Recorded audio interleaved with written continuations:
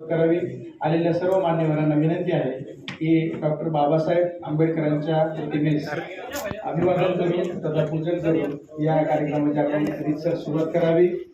या कार्यक्रमासाठी मुख्याध्यापक सन्माननीय गायतडक सर, आमच्या महाविद्यालयाचे उपप्राचार्य मिरकट सर, प्रमुख professor doctor Gajanan Avchar sir यांना विनंती करतो की आपण आलेले मान्यवर सन्माननीय ॲडव्होकेट सुभाष सावंगीकर साहेबांचा यथोचित या ठिकाणी सत्कार करावा। त्यामध्ये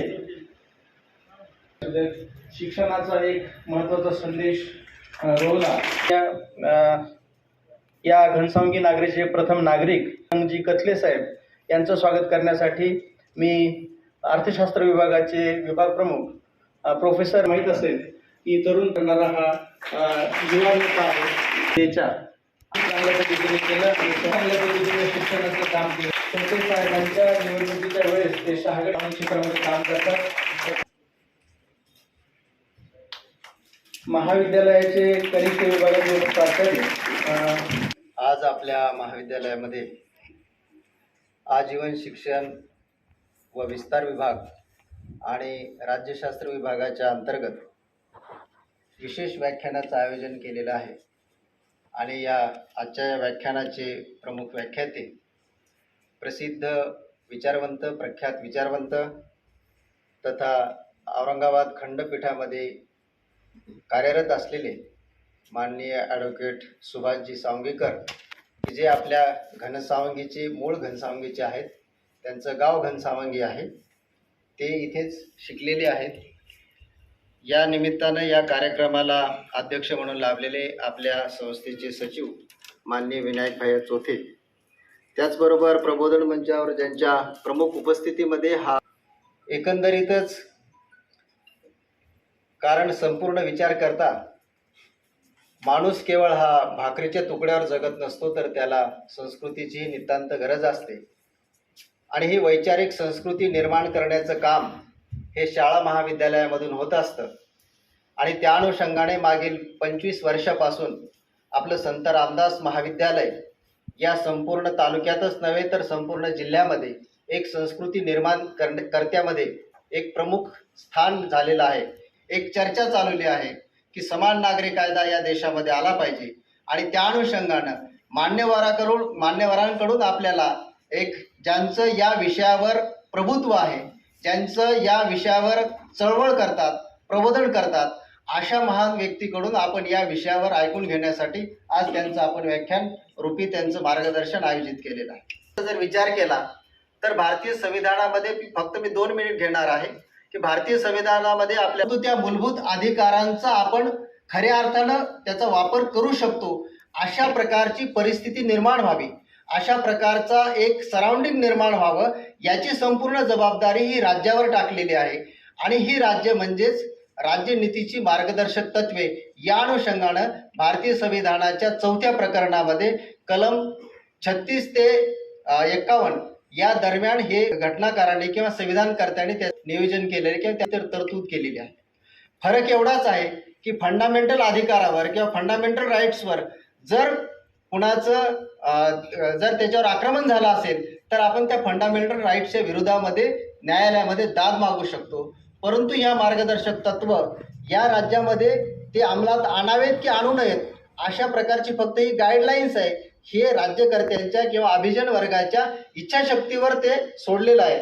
परंतु जेव्हा संविधान सभेमध्ये किंवा जे काही कॉन्स्टिट्यूशनल डिबेट्स आपल्याला उपलब्ध आहेत त्या कॉन्स्टिट्यूशनल डिबेट्सचा प्रमुख आधार असा होता किंवा प्रमुख सूत्र असं होतं की हे मार्गदर्शक तत्व जी आहेत ही मार्गदर्शक तत्व जरी ही मार्गदर्शक असली तरी सुद्धा हे या देशामध्ये सामाजिक आणि आर्थिक समता प्रस्थापित करण्यासाठी राज्याने राज्याच्या त्या येणाऱ्या ज्या परिस्थितीनुसार तो निर्णय घ्यावा आणि अशा प्रकारच्या मार्गदर्शक तत्वाचं निर्माण करावं आणि मार्गदर्शक तत्वाचं अवलंबन करावं अशा प्रकारची इच्छा किंवा अशा प्रकारची प्रवृत्ती या संविधान सभेच्या घटनाकारांची होती। म्हणजेच काय की संविधान सभेला किंवा घटनाकारांना मार्गदर्शक तत्वानुरूप हे राज्य अस्तित्वात यावं अशा प्रकारची अपेक्षा होती आणि म्हणूनच त्यांनी तत्कालीन परिस्थितीमध्ये जे काही कायदे असतील म्हणजे समान नागरी कायदा हा जो काही 44 कलमामध्ये त्यांनी तरतूद केलेली आहे किंवा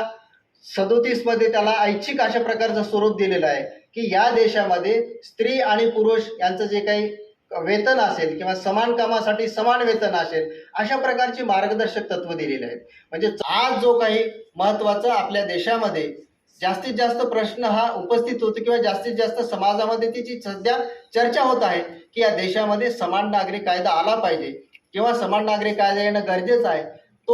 तो भाग किंवा ती अशा प्रकारची चर्चा होण्याचं कारण की जो काही आपल्या देशामध्ये सामाजिक बाबतीमध्ये जी काही वेगवेगळ्या प्रथा आणि परंपराच्या आणि रूढीच्या वेगवेगळ्या ह्या विविध अशा रूढी आणि परंपरा आहेत, त्या रूढी परंपरा वरचढ ठरू नयेत आणि कायद्याचं राज्य अस्तित्वात यावं अशा प्रकारची त्यामागची भावना असेल असं मला वाटतं. ते निश्चितच आपल्याला आपलं मत बनवण्यासाठी पुरेसं ठरेल असं मला वाटतं आणि या अनुषंगानं प्रास्ताविकेच्या रूपानं मी एवढंच सांगतो आणि थांबतो. धन्यवाद. सर, डॉक्टर बाबासाहेब आंबेडकरांनी एक संदेश आपल्या सर्वांसाठी दिला होता.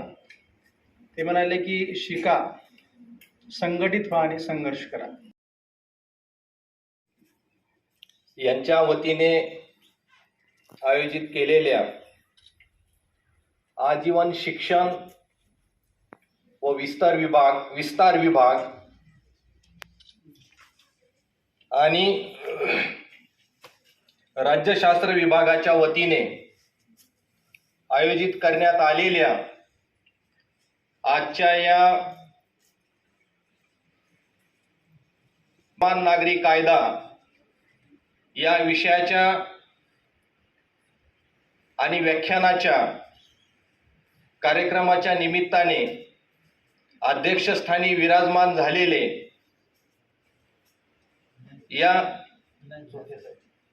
या संस्थेचे संस्थापक अध्यक्ष सन्माननीय विनायक भैया चौथे साहेब, या कार्यक्रमाला प्रमुख उपस्थितीला समान नागरी कायदा का म्हटले ते, कारण आपण सगळे विद्वान आहात. आपण आत्ताही जर भारतीय राज्यघटनेचं पुस्तक उघडून बघितलं तर कलम 44 मध्ये समान हा शब्द नाही आणि कायदा हा शब्द नाही. आणि युनिफॉर्म म्हणजे समान नव्हे तर एकरूपता, भारतीय संविधानाला अभिप्रेत असलेली एकरूपता म्हणजे कसं, मी एक उदाहरण देऊन तुम्हाला समजावून सांगण्याचा प्रयत्न करतो, कारण मी ही विद्यार्थ्याच्याच रूपात आज तुमच्या समोर उभा आहे. आपण शाळेमध्ये, मी जिल्हा परिषद शाळेचा इथला विद्यार्थी आहे. जिल्हा परिषदेच्या शाळेमध्ये एक स्पेसिफिक ड्रेस असतो. सगळ्या जाती धर्माचे मुलं त्या शाळेमध्ये जेव्हा येतात तेव्हा त्या युनिफॉर्म मध्ये येतात आणि मग तिथे जी एकरूपता दिसते, दॅट वर्ड इज युनिफॉर्म, म्हणजे एकरूपता. धर्म आपापल्या घरात, पण आपण जेव्हा बाहेर निघतो तेव्हा आपण एकरूप होतो, अशा अर्थाचा शब्द भारतीय संविधानामध्ये आहे. म्हणून त्याला आपण समान नागरी कायदा न म्हणता संविधानाच्या भाषेमध्ये एकरूप नागरी विधी संहिता हा शब्द प्रयोग करू. तोच सत्य आणि खरा शब्द आहे. नाही आपण आरक्षण आरक्षण आरक्षण आरक्षण असा शब्द प्रयोग करतो, पण भारतीय संविधानामध्ये आरक्षण शब्द नाहीये. भारतीय संविधानामध्ये कलम 16(4) मध्ये प्रतिनिधित्व, रिप्रेझेंटेशन हा शब्द आहे. किंवा राजकीय पुढारी तो शब्द प्रयोग करतात, म्हणून आपण का करायचा? कारण हे शब्द प्रयोग कम्प्लिटली अनकॉन्स्टिट्युशनल शब्द आहेत. आपण खरंच ते बोलावं, आपण जे संविधानात आहे तेच बोलावं असा माझा आग्रह राहील. म्हणून मग समान नागरी कायदा न म्हणता एकरूप नागरी विधी संहिता असं आपण म्हटलं पाहिजे. आता विधी संहिता म्हणजे काय? विधी संहितेमध्ये आणि कायद्यामध्ये फरक आहे. कायदा काय असतो? जसं लँड रेव्हेन्यू हा झाला विधी संहिता, ज्याच्यामध्ये अनेक कलमांचा समावेश असतो, अनेक कलम अंतर्भूत असतात. CRPC आहे, क्रिमिनल प्रोसिजर कोड, त्याला ऍक्ट नाही म्हटलेलं, त्याला कोड म्हटलेलं आहे. त्याच्यामध्ये अनेक कलमांचा समावेश आहे किंवा IPC आहे, इंडियन पिनल कोड, त्याला पण कोड म्हटलेलं आहे, त्याला ऍक्ट नाही म्हटलेलं. ह्या सगळ्या संहिता आहेत, म्हणजे बंच ऑफ आर्टिकल्स, त्या एका स्पेसिफिक विषयाखालचा तो कायदा असतो. आणि म्हणून आपण सुरुवातीलाच आपल्या डोक्यातून समान नागरी कायदा हा शब्दप्रयोग काढून टाकला पाहिजे आणि एकरूप नागरी विधी संहिता हा शब्दप्रयोग आपण बोलला पाहिजे आणि तोच सांगितला सुद्धा पाहिजे. राजकीय पक्षांची लोक जर चुकत असतील तर त्यांना चुकू द्या, पण आपण संविधानाच्या भाषेमध्येच आपण बोललं पाहिजे. तर या युनिफॉर्म सिव्हिल कोडची सुरुवात, याचा फार मोठा इतिहास आहे. हे काही अगदी भारताला स्वातंत्र्य मिळालं 26 जानेवारी 1950ला भारतीय राज्यघटना भारतामध्ये लागू झाली, इथूनच याची सुरुवात झालेली नाहीये. म्हणजे अगदी आपण ब्रिटिश पार्लमेंटमध्ये जर गेलो तर 1840 मध्ये लेक्सी नावाच्या ब्रिटिश पार्लमेंटच्या कमिशनरनी एक रिपोर्ट सादर केलेला होता, निर्णय घेतलेला होता की भारतामध्ये विविध जाती धर्मीय लोक राहतात आणि यांच्यावर कॉमन सिव्हिल कोड किंवा सिव्हिल कोड हे लादणं उचित ठरणार नाही, म्हणून त्यांना त्यांच्या धर्माचे पूर्ण अधिकार आणि स्वातंत्र्य आपण देऊयात, ते अबाधित ठेवूयात, म्हणून आपल्याला यांच्यावर सिव्हिल कोड लागू करायचा नाहीये. 1840 मधला हा रिपोर्ट इंग्रजांनी भारतीयांवर लागू केलेला नाहीये. त्याच्यानंतर मग आपल्याला जेव्हा स्वातंत्र्याची लढाई एका निर्णायक टप्प्याकडे वळत असताना आणि भारतामध्ये खूप अवेअरनेस येत असताना मोतीलालजी नेहरूंनी 1928 मध्ये एक रिपोर्ट तयार केला आणि तो होता कॉमन सिव्हिल कोडच्या नावाखालचा. आणि या कॉमन सिव्हिल कोडमध्ये त्यांनी शिक्षणाचे, विवाहाचे, घटस्फोटाचे, मालमत्तेचे असे वेगवेगळे प्रकरण त्यात समाविष्ट केलेले होते. आणि 1928 पासून हा प्रयोग सुरू झालेला आहे आणि भारतीयांमध्ये कॉमन सिव्हिल कोड हा लावण्यात यावा यासाठी त्यांनी ते प्रयत्न केलेले होते. परंतु त्या काळातले सगळे बॅरिस्टर आणि हुशार सगळी मंडळी राजकारणात असल्यामुळे त्यांनी मोतीलालजी नेहरूंचा, पंडित जवाहरलाल नेहरूंचे वडील, हा रिपोर्ट वाचल्यानंतर त्यांच्या लखनौच्या 1939च्या अधिवेशनामध्ये हा रिपोर्ट लागू करायचा नाही असा ठराव पास केला, जो कायम कॉमन सिव्हिल कोड लागू करावं या बाजूचा होता.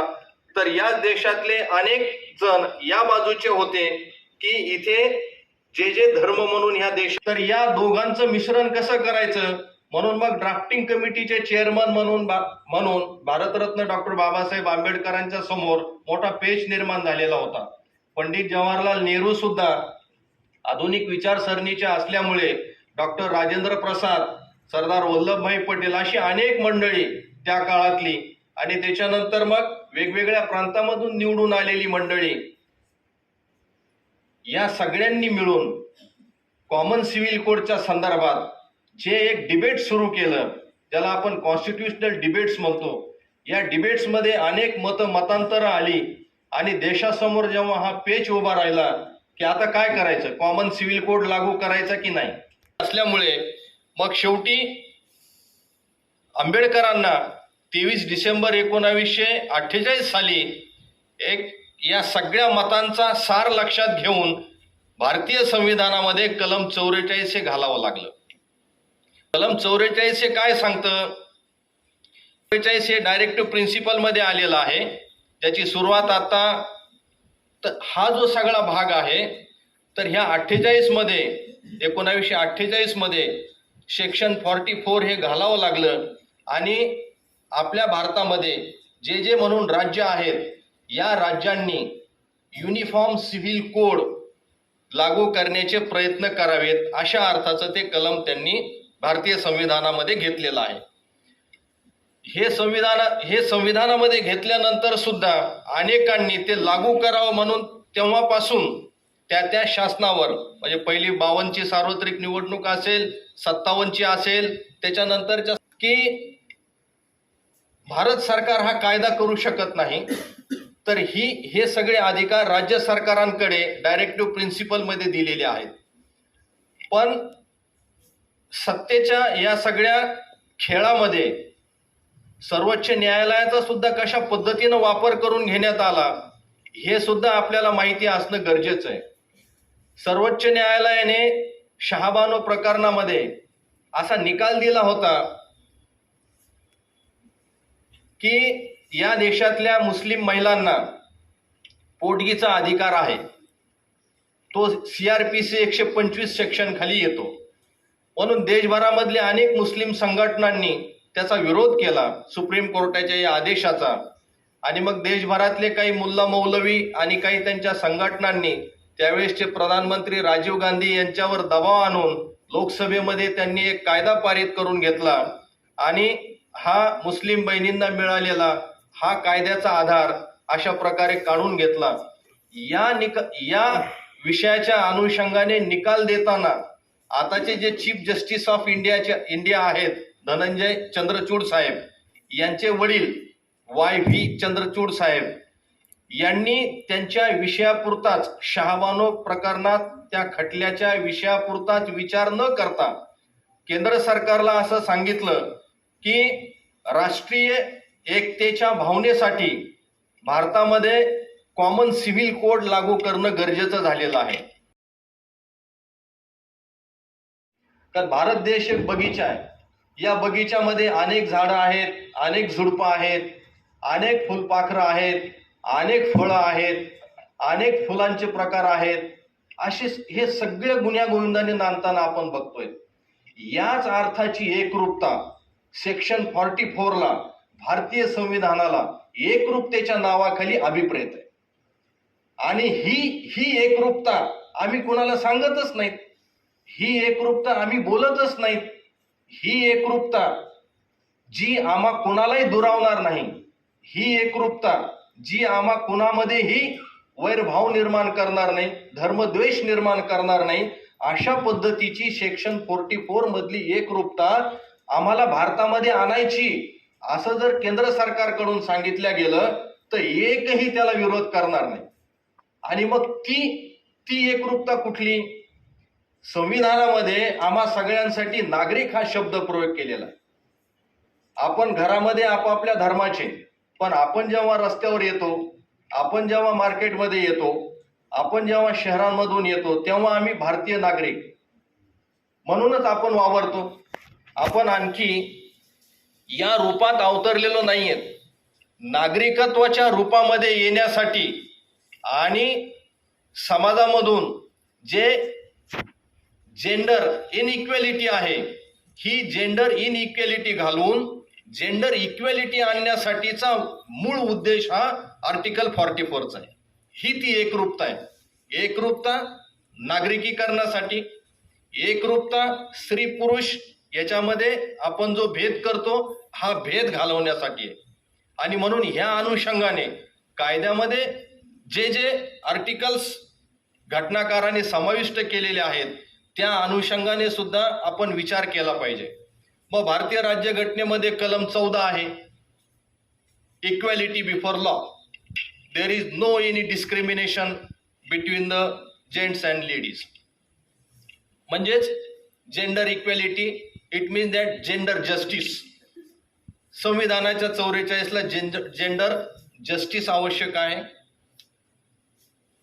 तर त्याच्यामध्ये काय आहे की मी जातीच्या वरून, धर्माच्या वरून, लिंगाच्या वरून, जन्मस्थानावरून, वंशावरून भेदभाव करणार नाही. ह्या मुद्द्याला धरून जर असे काही मुद्दे केंद्र सरकारद्वारे, राज्य सरकारद्वारे किंवा आपण जे कोणी भारतीय नागरिक म्हणून आहोत यांनी जर जनतेसमोर ठेवले आणि जर सारखेपण करायचं असेल भारतीय संविधानाच्या मूल्यांशी जोडून घेणारं तर निश्चित करा. आणि आता आपण थोडं एक पुढारलेलं मन सुद्धा आपलं बनवलं पाहिजे. कारण एकीकडे आपण 21व्या शतकाच्या गप्पा करतो, दुसरीकडे आपण चंद्रावर आपलं यान पाठवतो, एवढ्या सगळ्या सुधारणावादी गप्पा आपण करतो, कृती आपण करतो, विचार आपण मांडतो. तर मग आपल्या धर्मामध्ये असतील किंवा आपल्या रीतिरिवाजामध्ये असतील किंवा आपल्या रूढी परंपरेमध्ये असतील काही गोष्टी ज्या आजच्या काळामध्ये समाजाला भेडसावतात, समाजाला जाचक वाटतात, अशा गोष्टी स्वीकारायला आपण सहमती दिली पाहिजे. आपण तेवढं मन हे बनवलं पाहिजे, असंही मला या निमित्ताने आपल्याला सांगावं वाटतं. गोव्यामध्ये सुद्धा युनिफॉर्म सिव्हिल कोड हा लागू केलेला आहे, झारखंडमध्ये सुद्धा लागू केलेला आहे आणि आता गुजरात, आसाम या राज्यांमधून सुद्धा हा प्रयोग लागू झालेला आहे. मला असं म्हणायचंय की या राज्यांनी स्वतः पुढाकार घेऊन या देशासमोर भारतीय राज्यघटनेतलं कलम 44 आणि त्या अनुषंगाने असलेले लोकांच्या मनातले संभ्रम हे दूर करण्याचा प्रयत्न केला पाहिजे. कारण आमच्या राज्यामध्ये आम्ही UCC लागू करून आम्ही सर्व धर्मीय कसे गुण्यागोविंदाने नांदतोय, हा एक संदेश त्यांनी देशासमोर पोहोचवला पाहिजे. आणि ज्या आपल्याला आजही करणं शक्य आहे पण त्या आपण करू शकत नाहीत. सेक्शन 51चा उल्लेख आता केला गेला, जो फंडामेंटल ड्युटीज मध्ये येतो. कारण सेक्शन 51 त्याच्यामधले सब क्लॉज ABCDEFGHIJK हे सगळे फंडामेंटल ड्युटीज मधले सेक्शन जे आहेत हे संपूर्ण भारतीयांसाठी अतिबुद्धिमत्ता ही विज्ञानवादी बनवली पाहिजे, मानवतावादी बनवली पाहिजे. आमच्याकडून कळत न कळत महिलांवर कुठल्याही प्रकारचा अन्याय अत्याचार होणार नाही याची खबरदारी घेतली पाहिजे. अशा अनेक गोष्टी या सगळ्या संविधानामध्ये आपण नमूद केलेल्या आहेत. परंतु अनेकांच्या मनामध्ये ते बाबासाहेब आंबेडकरांनी लिहिलेलं आहे, ते दलित होते, मग आपल्याला काय त्याची अंमलबजावणी करण्याची गरज आहे किंवा आपल्याला काय संविधान वाचायची गरज आहे, अशा पद्धतीचा भाव मनात निर्माण होऊन आपण त्याकडे दुर्लक्ष करतो. असं दुर्लक्ष होऊ देऊ नये या मताचा मी एक कार्यकर्ता आहे. कारण भारतीय संविधान हे आपल्या भारत देशाचं संविधान आहे. ते एक विधान लिखित संविधान आहे आणि संपूर्ण भारत हिताच्या गोष्टी त्याच्यामध्ये नमूद आहेत. भारत राष्ट्राने स्वीकारलेलं भारतीय संविधान म्हणून हा भारताचा प्रथम ग्रंथ आहे आणि हा कुणावरही भेदभाव करत नाही किंवा कुणावरही कुठल्याही जाती धर्माचं बंधन लादत नाही. आर्टिकल 25 जर आपण बघितलं संविधानामधलं तर त्यांनी तुम्हा सगळ्यांना धर्माचं स्वातंत्र्य दिलेलं आहे, धर्माची उपासना करण्याचं स्वातंत्र्य दिलेलं आहे. आणि आपण युनोचे सुद्धा सदस्य आहोत. आपला भारत देश संयुक्त राष्ट्रसंघाचा आपण सदस्य असल्यामुळे संयुक्त राष्ट्रसंघाच्या सेक्शन 18 मध्ये सुद्धा आपल्याला धर्माचं स्वातंत्र्य दिलेलं आहे, धर्म नाकारण्याचं स्वातंत्र्य दिलेलं आहे, पाहिजे त्या धर्मामध्ये प्रवेश करण्याचं स्वातंत्र्य आपल्याला दिलेलं आहे. आणि म्हणून ज्या लोकांमध्ये चर्चा आहेत त्या लोकांच्या चर्चेच्या अनुषंगाने जर UCC लागू झालं तर असं काहीही होणार नाही जे आपल्या भारताच्या मनामध्ये आहे की भारत देशाला UCC कायद्याची आज तरी गरज नाहीये. क्लिअर कट हा रिपोर्ट केंद्र सरकारकडे आहे. भारत सरकारकडे UCCचा ड्राफ्टच तयार नाहीये. आजच्या तारखेला तो तयार नाहीये, याच्यावर मी ठाम आहे. आणि जर ड्राफ्ट तयार असेलही तर मी या मताचा विद्यार्थी आहे की हा ड्राफ्ट देशासमोर खुला करा. हा ड्राफ्ट देशासमोर खुला केल्यानंतर तो देशवासियांना वाचू द्या की तुम्ही या ड्राफ्टमध्ये काय बदल करू शकताय, बदल करू इच्छित आहेत किंवा काय सुधारणा करू इच्छित आहेत. मग मुस्लिम धर्मियांमध्ये काय सुधारणा करू इच्छित आहेत, हिंदू धर्मामध्ये काय सुधारणा करू इच्छित आहेत, हे वाचल्यानंतर प्रत्येक धर्मियांमधले जे इंटेलिजंट लोक आहेत, मग त्यामध्ये सगळ्या क्षेत्रातले प्राध्यापक, डॉक्टर, वकील, इंजिनियर, आणखी वेगवेगळ्या क्षेत्रामधले सगळ्या बुद्धिजीवी वर्ग यांची मतं घ्या. यांच्यासोबतच त्या धर्मांचे धर्मगुरू यांची सुद्धा मतं घ्या आणि ह्या सगळ्या मतांवर केंद्र सरकारने विचार करून मग तो चिकित्सा समितीकडे पाठवा. लोकसभेमध्ये एक चिकित्सा समिती सुद्धा असते, डायरेक्ट काही लोकसभेमध्ये बिल पास होत नाहीये. त्या चिकित्सा समितीकडे पाठवा. चिकित्सा समितीने सुद्धा की अशा सुधारणा ह्या आलेल्या आहेत, त्या अनुषंगाने देश हित लक्षासमोर ठेवून कुठल्या देशाच्या हिताच्या गोष्टी आपल्याला याच्यात अंतर्भूत करता येतील आणि कुठल्या बाजूला काढता येतील या संदर्भात त्या कमिटीनं चौकशी करून मग 2 कानून कैसे हो सकते हैं आप मुझे बताइए. तुम्ही प्रारूप ठेवा, हे माझं म्हणणं आहे. केंद्र सरकारने UCC मध्ये बदल करायच्यात, सुधारणा करायच्यात म्हणून हे प्रारूप ठेवलेलं आहे. याच्यामध्ये तुम्हाला काय तुमच्या सूचना सुचवायच्या आहेत, अशा सूचना मागवा, सगळ्यांची मतं घ्या आणि मग त्याच्यानंतर ह्या सगळ्या गोष्टी होतील. मग ते संसदेमध्ये मांडल्या जाईल, त्याच्यावर आणखी चर्चा होईल, त्याच्यावर आणखी काही चांगल्या बाबी त्याच्यात नमूद केल्या जातील, काही नको त्या बाबी काढल्या जातील. त्याच्यानंतर तिथे जर पास झालं, अनेक मतांतरे तिथे होतील. जर तिथे पास झालं तर राज्यसभेकडे जाईल, राज्यसभेमध्ये सुद्धा त्यावर चर्चा होईल, नंतर राष्ट्रपतीकडे सहीला जाईल आणि नंतर तो मसुदा येईल. सिव्हिल कोड एकच होता तरी ते का बरं लढले? म्हणून दुसऱ्या अर्थाने मी हे म्हणेन की भारतामध्ये जरी कॉमन सिव्हिल कोडची इम्प्लिमेंटेशन होत असेल, ते जर लागू होत असेल, तरी त्याचा फार काही परिणाम आपल्याला जाणवणार नाही, तो दिसणार नाही. म्हणून जे एक भारत देशातलं बगीचात्मक वातावरण सुरू आहे, एक बगीचासारखं वातावरण आहे, अशा ह्या सगळ्या फुलपाखरांना या देशामध्ये गुण्यागोविंदाने नांदू द्यावं. हा देश धर्मनिरपेक्षतेच्या माध्यमातून, सर्व धर्म समभावाच्या माध्यमातून आणि सगळ्या धर्मियांना सामावून घेऊन देश हितार्थ जर सगळेजण असं वागले तर निश्चितच ज्यांना ज्यांना राजकारण करायचंय ती सगळी राजकीय मंडळी उघडी पडेल आणि लोकांच्या लक्षात हे येईल की यांनी जे मुद्दे उपस्थित केलेले आहेत हे मुद्दे देश हितार्थ नाहीयेत, तर ते समाजामध्ये विविध धर्मियांमध्ये फूट पाडून त्यांच्या या फुटीच्या तव्यावर आपली मताची पोळी भाजून घेण्याचं राजकारण ते करतायत. अशा अर्थाचं त्यांच्या जेव्हा लक्षात येईल तेव्हा मात्र ते म्हणतील की आता भारतीय जनता हुशार झालेली आहे आणि त्यांच्यासमोर असे मुद्दे उपस्थित करणं गरजेचं नाही. भारतीय संविधानामध्ये कलम 44 लागू करावा हाच एक मुद्दा नाहीये. अनेक कलम जे आहेत ते आज लागू करण्याची नितांत आवश्यकता आहे. आर्टिकल 21 जे right to life and right to education आपल्याला देतं. आज त्या क्षेत्रात काय अवस्था आहे, कशी दैनावस्था झालेली आहे एज्युकेशनची बघा आणि राईट टू लाईफची सुद्धा बघा. मागच्या 2 वर्षापूर्वीच्या कोरोना काळामध्ये ना हॉस्पिटल, ना बेड, ना मेडिसिन, ना ऑक्सिजन, ना काही. तर right to life and right to एज्युकेशनचं जेव्हा आर्टिकल 21 म्हणतं तेव्हा ते स्ट्रेंथन करणं गरजेचं आहे. भारतामध्ये ह्या बाबी स्ट्रेंथन करणं गरजेचं आहे. भारतामधलं सेक्शन 17 जे आहे अस्पृश्यता निवारणाचं सेक्शन, ह्या सेक्शनवर गांभीर्य देऊन या सेक्शनची अंमलबजावणी करणं गरजेचं आहे.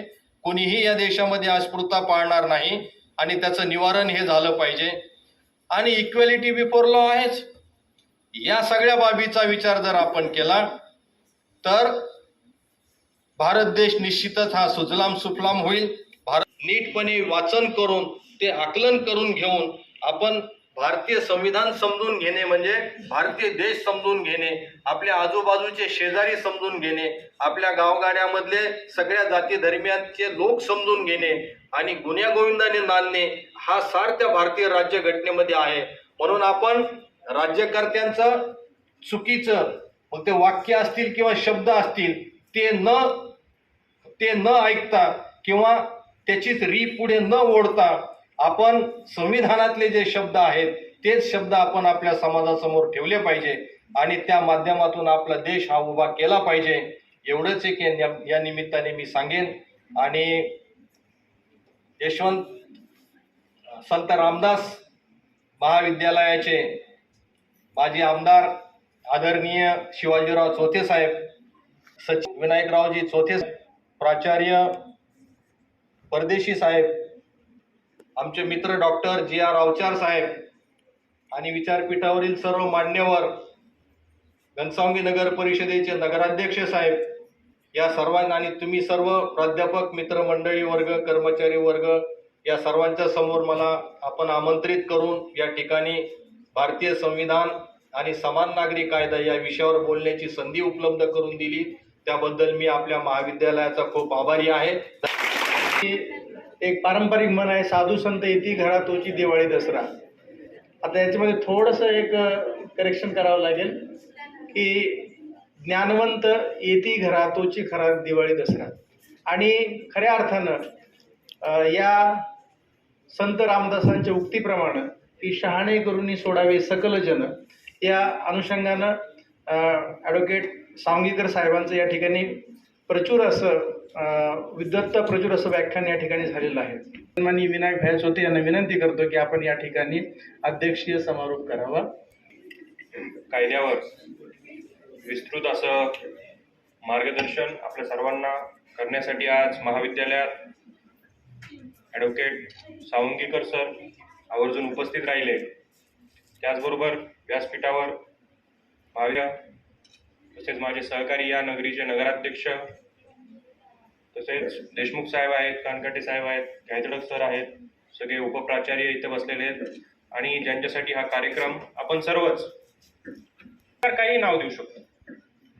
जर सत्तारूढ पक्षाला एखादा ऍक्ट सभागृहात आणायचा असेल तो कोणत्या नावाने आणायचा हे सत्तारूढ पक्षाचं मला वाटतं त्या ठिकाणी अधिकार असतो, बहुतेक असावा असं मला वाटतं. माझी माहिती चुकीची असू शकते. पण तरुण म्हणून जेव्हा आम्ही या सगळ्या घटनांकडे बघतो की या देशामध्ये सिव्हिल कोड आपल्याला पाहिजे का, या देशामध्ये आपल्याला समान नागरी कायदा पाहिजे का आणि तो कशासाठी पाहिजे, तर त्याला बरेच कांगोर आहेत. चुकीचे काय बरोबर काय आहे ज्याचं त्याचं वैयक्तिक मत असू शकतं. त्याच्यामध्ये काही जणांचं म्हणणं असतं की याच्यामध्ये मग आरक्षण राहणार आहे का जाणार आहे, सर्व समान नागरी कायदा म्हणजे. याच्यामध्ये काही जण म्हणतात याच्यात लोकसंख्या नियंत्रण कायदा सर्वांसाठी लागू होणार आहे का, पण तसं असेल जसं हिंदूंना आहे तसं मुस्लिमांना व्हावा, तसं ख्रिश्चनांना आहे का, तसं इतर कोणी असतील. मला वाटतं बाकीच्यांना तो समानच. हे अशा त्या बाबतींमध्ये मला निश्चितपणे असं वाटतं की अजून तरी भारतातला मतदार एवढा मुरदाड झालेला नाहीये. ह्याच मतदाराने इंदिरा गांधींना सुद्धा पाडलेलं आहे आणि ह्याच मतदाराने यांना सुद्धा सत्तेत आणलेलं आहे. त्याच्यामुळं त्यांची मजल कुठपर्यंत जातीये हे मात्र एकदा सर्वांनी त्या ठिकाणी विचार केला पाहिजे. खरं द्यायचं आहे आणि कोणत्या पद्धतीने हा देश असाच चालवायचा आहे का. काल परवाच्यानं तुम्ही सगळ्यांनी बघितलंय का नाही माहित नाही, जरा बातम्या वगैरे तुम्ही बघत असाल आणि मी विनंती करेन की जरा ट्विटर वगैरे जरा वापरा चांगल्या गोष्टींसाठी. एक पत्रकाराला नाशिकमध्ये मारलं रस्त्यात, तुम्ही बघितलं ना सगळ्यांनी तो व्हिडिओ. पंतप्रधान होता बघा लंडनचा, युकेचा, स्वातंत्र्य आधी. त्याने तो म्हणला, तो तेव्हा त्यांच्या संसदेत म्हणायचा जेव्हा हे ठराव त्यांच्या संसदेत द्यायचे की आता भारताला स्वातंत्र्य द्यायचं, तो सगळ्यात जास्त विरोध करणारा जर कोणता त्यांचा पार्लमेंटरी असेल तर तो चर्चिल होता. तो म्हणायचा या लोकांची लायकी नाहीये लोकशाहीत राहायची, ह्या शब्दात बोलायचा. त्या लोकांची लायकी नाहीये लोकशाहीत राहायची. यांना जर आपण आता स्वातंत्र्य दिलं तर सगळे बुटलेगर्स हे सगळे पार्लमेंटमध्ये जाऊन बसतील. बुटलेगर्स म्हणजे चोर, दरोडेखोर, बलात्कारी, भ्रष्टाचारी. आता तुम्ही लोकसभेत एक चित्र समोर आणा, तुम्हाला मागच्या काळात झालेले आरोप दिसतील. हे सगळे लोक तिथे बसलेले आहेत. म्हणजे तो किती दुष्टापुरुष होता हे आपण सगळ्यांनी सिद्ध केलंय मागच्या 75 वर्षामध्ये. करतो आणि माझ्या अध्यक्षीय समारोपाचं इथं थांबवतो. धन्यवाद. जय हिंद, जय महाराष्ट्र. धन्यवाद भैया. या कार्यक्रमाचं आभार प्रदर्शन करा. आजच्या या आजीवन आपल्या महाविद्यालयातील आजीवन विस्तार शिक्षण विस्तार विभाग आणि राज्यशास्त्र विभागांतर्गत भारतीय संविधान समान नागरी कायदा या विषयावरील या कार्यक्रमासाठी प्रमुख वक्ते म्हणून लाभलेले आणि ज्यांनी आपल्याला आपल्या भाषेत समजेल असं राज्यघटना आणि समान नागरी कायदा या विषयावर सखोल मार्गदर्शन केलं असे ॲडव्होकेट सावंगीकर साहेब इथं आले. त्यांनी आपल्याला मार्गदर्शन केलं त्याबद्दल महाविद्यालयाच्या वतीनं त्यांचा आभार. याचप्रमाणे या घनसंवंगीचे नगराध्यक्ष सुभाषजी कतले, पनुरंजी कतले यांचंही या कार्यक्रमाला उपस्थित राहिले, त्यांचाही आभार. त्याचबरोबर त्यांच्या समवेत आलेले देशमुख साहेब, कानकाटे साहेब, गायतडक सर, आपल्या संस्थेचे सचिव माननीय विनायक भैयाचोत साहेब हेही या कार्यक्रमाला आले, त्यांचेही आभार. या महाविद्यालयाचे प्राचार्य, उपप्राचार्य आणि ज्यांनी हा कार्यक्रम आयोजित केला ते अवचार सर आणि उपस्थित सर्व प्राध्यापक मंडळी, विद्यार्थी बंधू भगिनींनो, सर्व या कार्यक्रमासाठी उपस्थित राहिले त्याबद्दल सर्वांचे आभार व्यक्त करतो आणि अध्यक्षांच्या वतीने हा कार्यक्रम संपन्न करतो.